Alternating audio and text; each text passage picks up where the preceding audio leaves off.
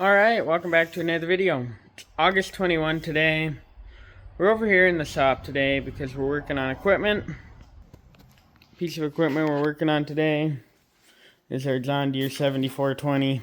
This is our big tractor. It's putting out 138 horsepower on the dyno, or that's what it put out last year.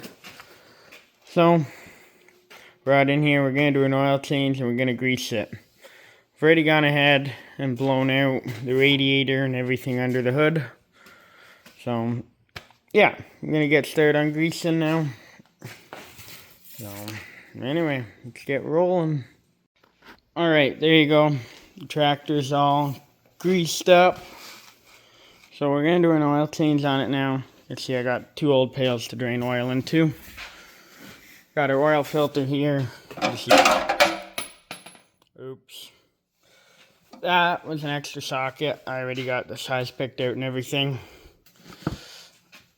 What I am going to do, I'm going to start the tractor and let it warm up. So the oil is just a little warmer. You can see we do have to clean the cab out, but gonna let it run for a little bit, and I'm gonna pick up the socket I dropped. Alright, I let the tractor warm up while I found the funnel. That's generally my indicator of how long I have to let it run for. About 5 minutes, but I just had to walk around the barn. The last thing I used this on was the TMR mixer, so didn't have to go too far to find it. But yeah, let's drain out the oil. Okay, we got our pail and our drain plug loosened.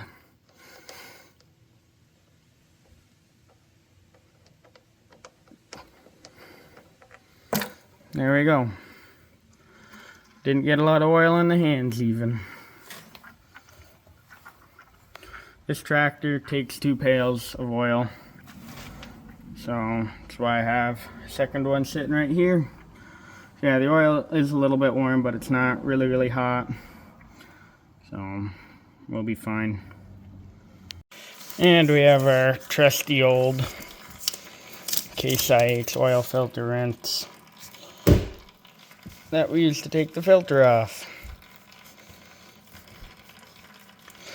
The unfortunate thing about these filters is they don't actually drain when you pull the drain plug out, so they're always full of oil, and generally you make a mess trying to take them off. Alright, we got the brand new oil filter on. I put the side shield back on. You can actually pull them down and slide them out. That's what I did. So yeah, I got the drain plug back in, the pails of oil out. Sop dog is right out, aren't you, Indy? Sleeping away. So yeah, anyway, the oil fill is back on this side, so we're gonna go ahead and add oil back in this tractor.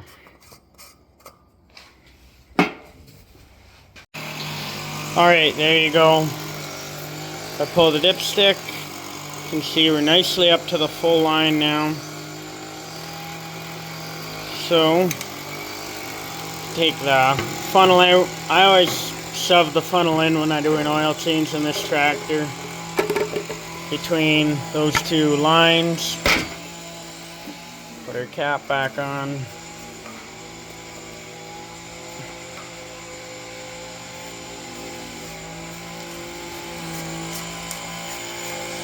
And now we will start it up. I did not pre-fill any filters like that engine oil filter,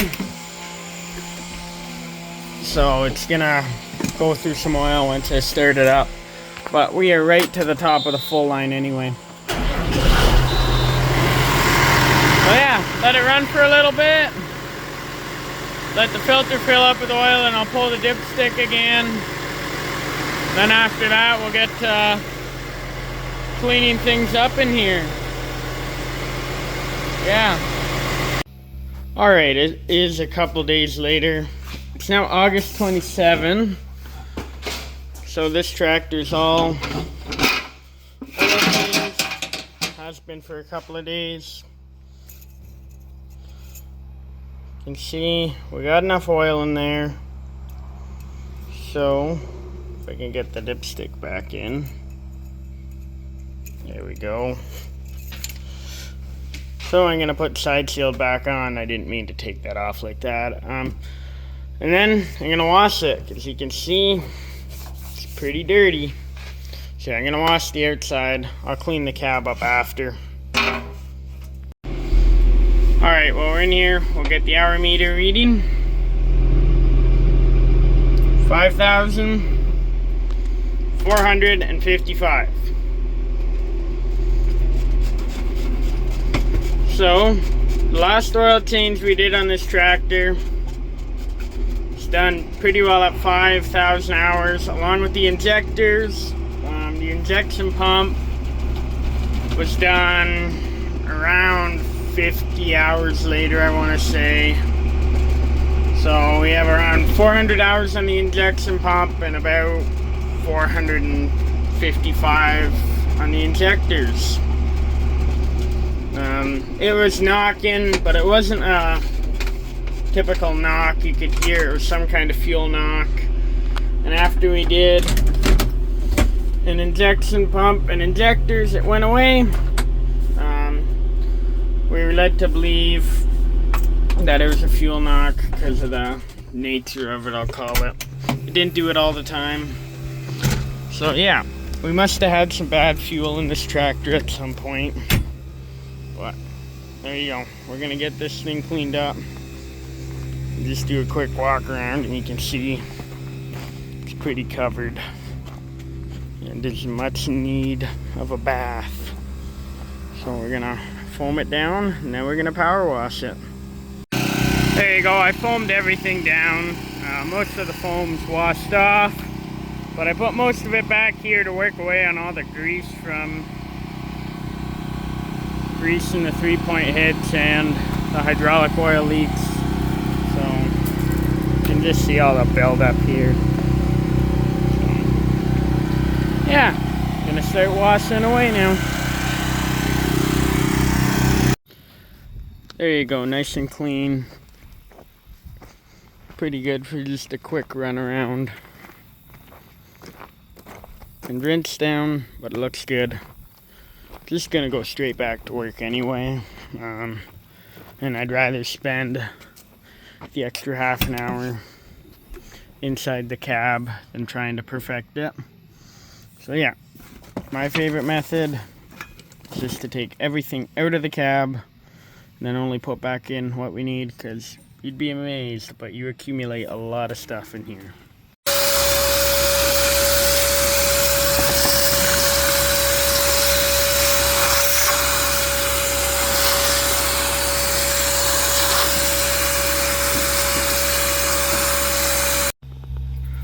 Alright, there you go. There's the whole cab vacuumed out. I still got to clean windows, you can see that. But I don't think I'm going to do that tonight because it's getting dark. It's just after 8 p.m. What I am going to do is I'm going to go back to the barn. I'm going to try and work on cow collars. We got 2 cow collars that need new heat time tags put on them, so I'm going to do that. It's because I'm not going to do a good job cleaning windows when the sun goes down and you can't really see all the dirt anymore. Alright, it is the next day now. I went ahead and I cleaned windows. Nice and shiny. See right through it. Oh yeah, they aren't perfect, but they're a whole lot better. I never really go for perfect. Because it takes so much time and then it gets dirty pretty quick. But yeah, look at that. Nice and clean. That's the goal.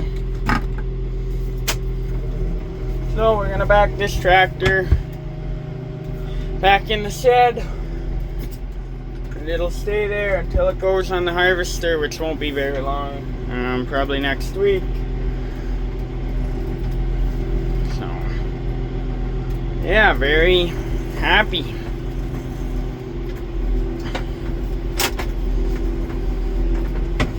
Anyway, I'm gonna get this tractor parked away. Yeah, that is the cab all cleaned up. So thanks for watching.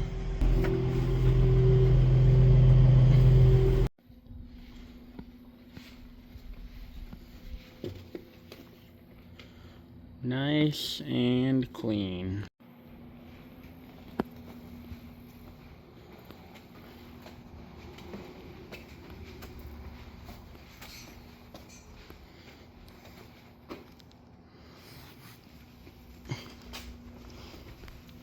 There you go.